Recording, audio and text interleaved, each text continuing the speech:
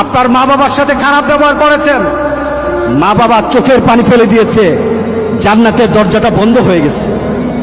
জান্নাতের দরজাটা বন্ধ হয়ে গেছে। মদ খাও, নেশা খাও, নেশা ছড়াও, তুমি নামাজ পড়ো, তোমার পরিবারে যারা নামাজ পড়ে প্রতিবাদ যদি না করে, রাসূল বলতেছেন সে জান্নাত যাবে না, জান্নাতে যাবে না, জান্নাতে যাবে না। হারামাল্লাহুল জান্নাহ, জান্নাত তার জন্য আল্লাহ হারাম করে দিয়েছে।